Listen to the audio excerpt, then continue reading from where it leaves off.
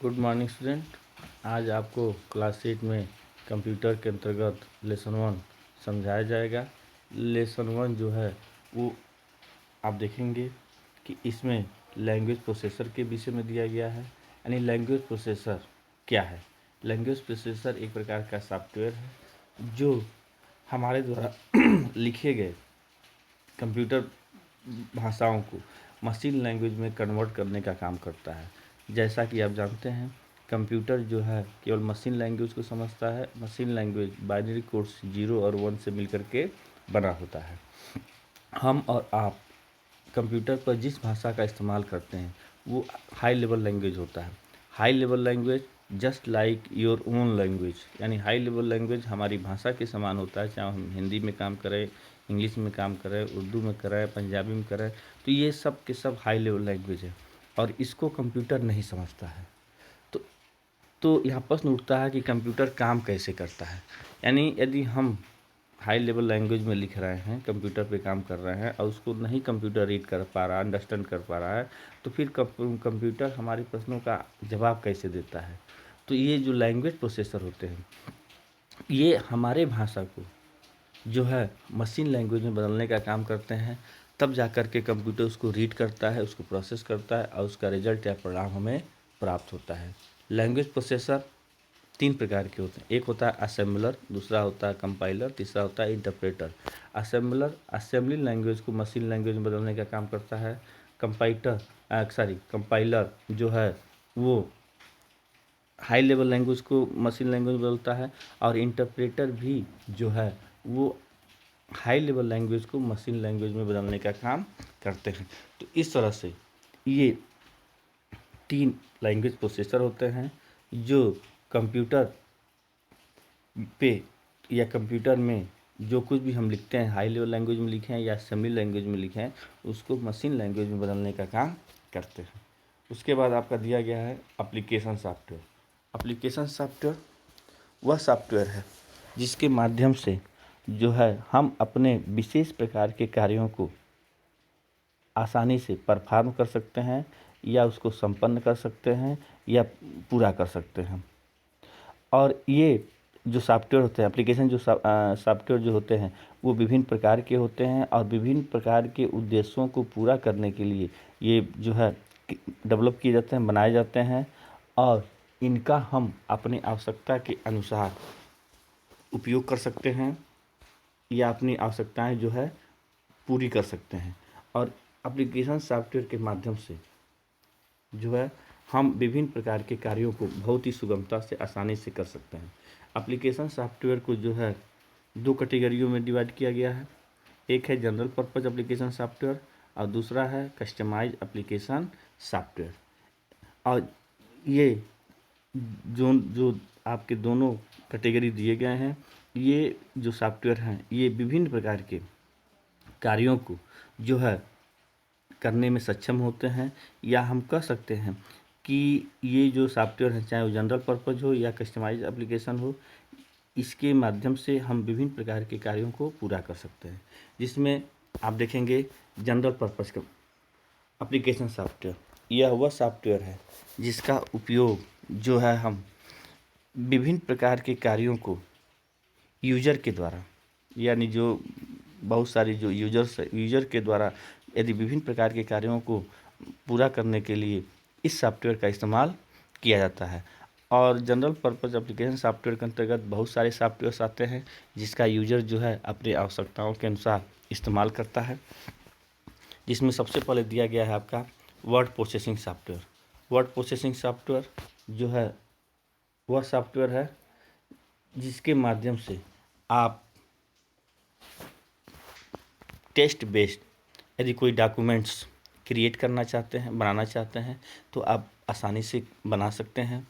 यानी कहने का मतलब है कि यदि आप कोई लेटर, एप्लीकेशन, कहानी, कविता, नोट्स, क्वेश्चन पेपर इत्यादि ये सब आप क्रिएट करना चाहते हैं, बनाना चाहते हैं, आप बना सकते हैं। और बनाने के बाद उसे आप कंप्यूटर पर एडिट भी कर सकते हैं, सेव भी कर सकते हैं, आवश्यकता पड़ने पर उसका प्रिंट आउट भी आप निकाल सकते हैं।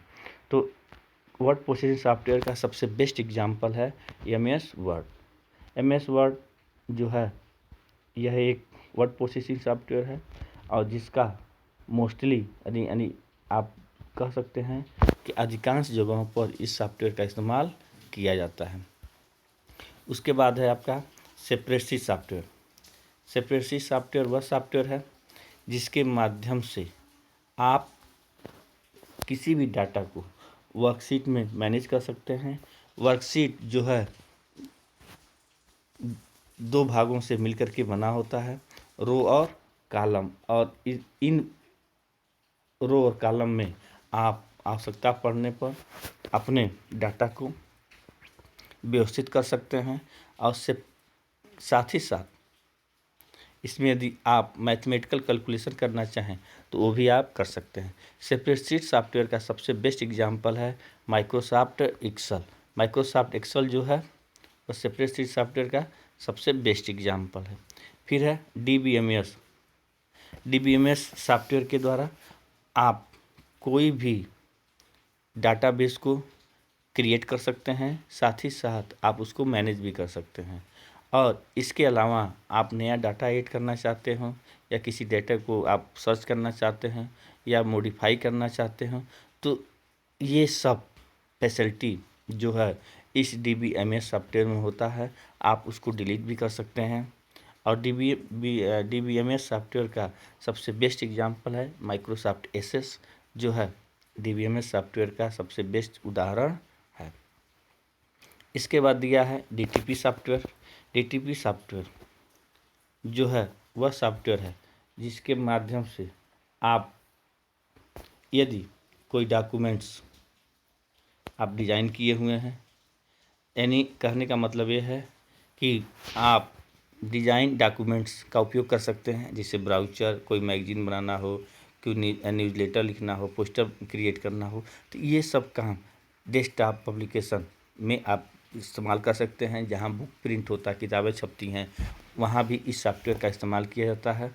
और इस सॉफ्टवेयर का सबसे बेस्ट एग्जांपल है माइक्रोसॉफ्ट पब्लिशर और एडोब InDesign। ये सारे के सारे जो है DTP सॉफ्टवेयर हैं जिनका उपयोग हम जनरल पर्पज़ एप्लीकेशन सॉफ्टवेयर के रूप में करते हैं। उसके बाद दिया है प्रेजेंटेशन सॉफ्टवेयर।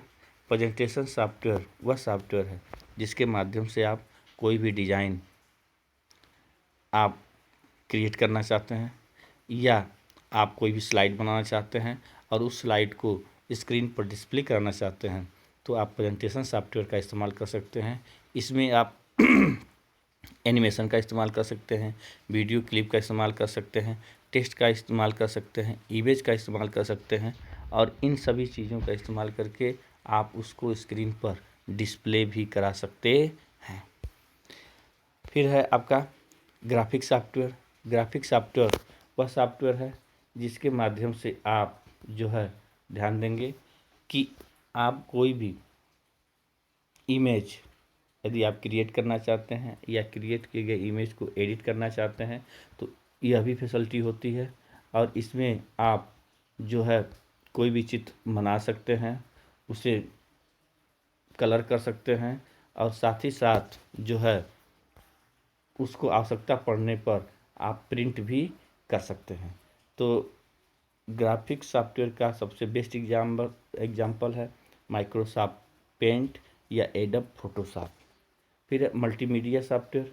मल्टीमीडिया सॉफ्टवेयर वह सॉफ्टवेयर है जिसके माध्यम से आप जो है कोई भी इमेज, ऑडियो या वीडियो या एनिमेशन आप क्रिएट करना चाहते हैं, बनाना चाहते हैं तो मल्टीमीडिया सॉफ्टवेयर का इस्तेमाल करके आप कोई वीडियो बना सकते हैं, कोई ऑडियो बना सकते हैं, कोई इमेज बना सकते हैं, एनिमेशन बना सकते हैं और साथ ही साथ इनको अपने सिस्टम पर जो है रन भी करा सकते हैं, चला भी सकते हैं, प्ले भी कर सकते हैं।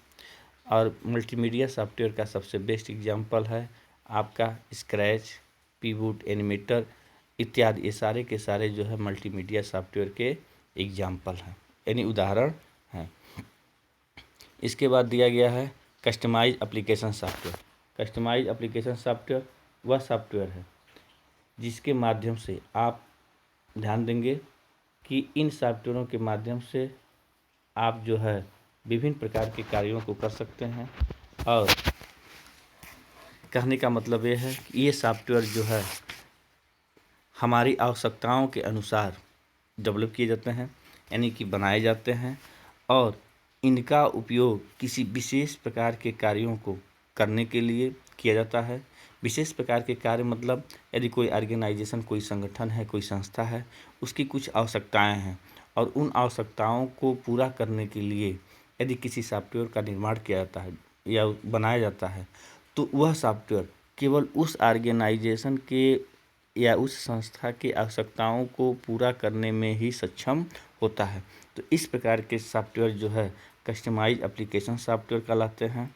जैसे मान लीजिए आप ट्रेन में यात्रा किए होंगे, जैसे रेलवे डिपार्टमेंट है, तो रेलवे डिपार्टमेंट में आप देखते होंगे कि रेलवे में टिकट जो है कंप्यूटर से दिया जाता है। रेलवे का जो रिजर्वेशन होता है, आरक्षण होता है, वो कंप्यूटर के माध्यम से होता है। तो इस तरह की चीज़, यानी रेलवे एक संस्था है और उस संस्था को ध्यान में रख करके उसके आवश्यकताओं को पूरा करने के लिए जो सॉफ्टवेयर बनाया जाता है वह जो है कस्टमाइज एप्लीकेशन सॉफ्टवेयर के अंतर्गत आता है।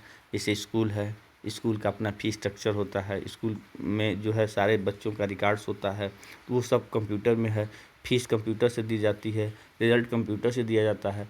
तो इस तरह के जो सॉफ्टवेयर डेवलप किए जाते हैं उसे जो है हम कस्टमाइज एप्लीकेशन सॉफ्टवेयर के अंतर्गत रखते हैं। उसके बाद लास्ट में आपका दिया गया है open source software. Open source software क्या है, यानी इस सॉफ्टवेयर का क्या उपयोग है, उसके विषय में हम समझेंगे।